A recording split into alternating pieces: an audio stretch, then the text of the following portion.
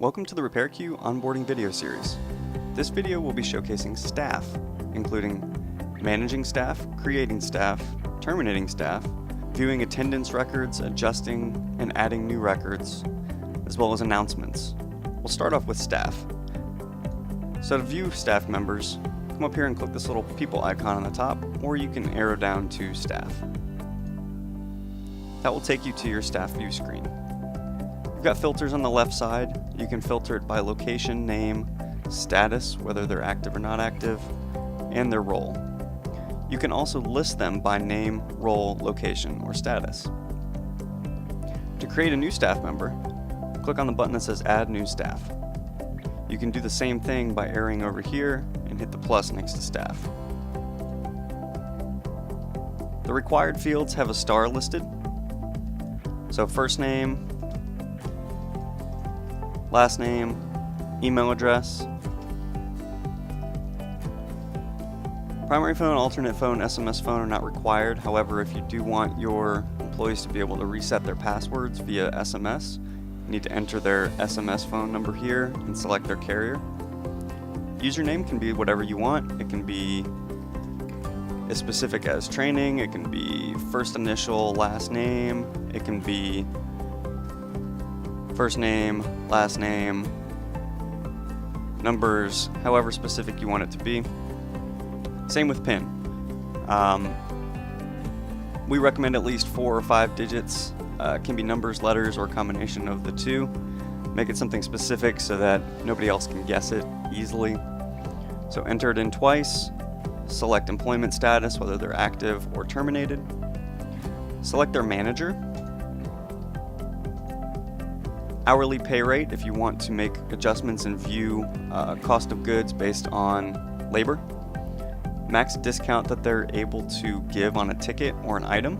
So if you want them to max out at a 20% discount, you can do that. Or if you want to do a dollar amount, so they can only knock a maximum of $10 off of any particular item or ticket, you can do so here. And then their role in each of your locations. So if they are a shift lead only working in one store and you don't want them to have access to the others, you simply check that one box in that one location. But if you want them to have that same access in all stores, you would select that role for all 4 stores. Admin access is going to be if you want them to be able to have override access to everything in the system for all locations. You would mark admin access here.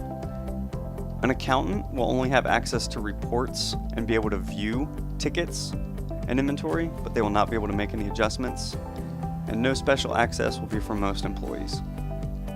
The IP whitelist is a list of IP addresses where they are able to log into RepairQ. If you hover the mouse over any of these options here, the little I here, or the little I here, it's going to show you what your current IP is.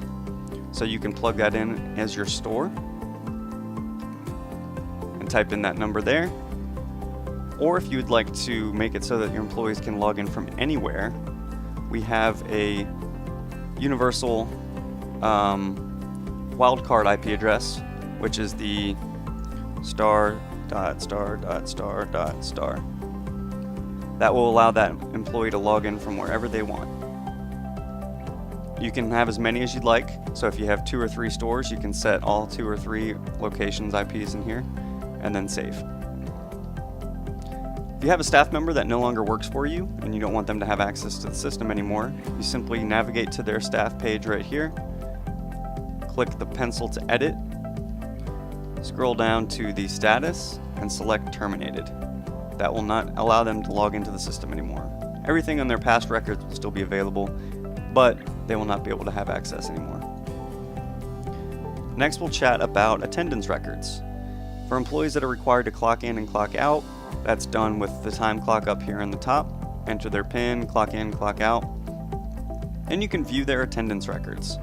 So if you arrow over the staff page, you can view attendance right here. You can filter it by name, by location, status, or role. You can filter it by date, so you can select a date range, select a specific week, previous week, next week, etc. I don't believe we're going to have any attendance records for this training instance, but let me just go back just to see.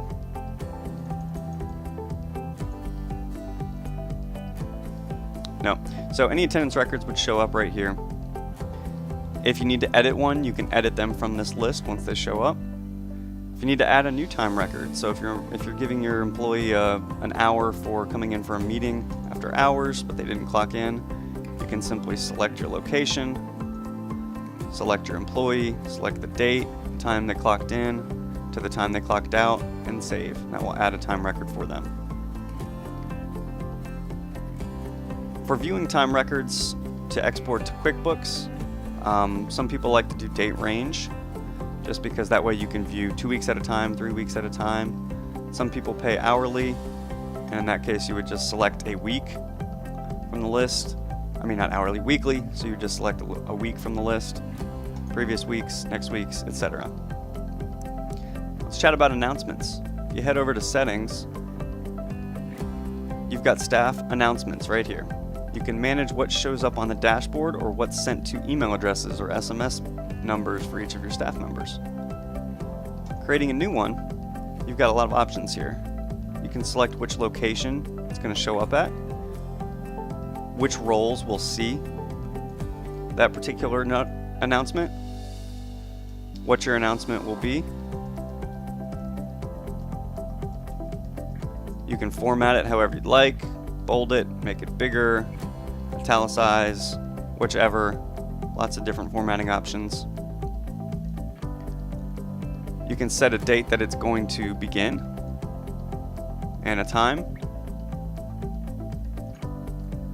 an expiration date, which if you want it to be on there permanently, you can set your date to be a couple years in the future, and delivery type. For this one, I'm just going to show a dashboard notification, but you can set it to email or dashboard and email.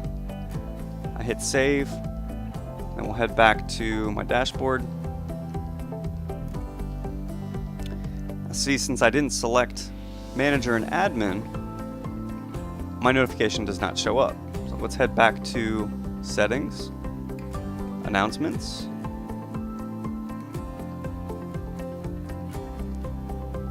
edit my announcement I just created.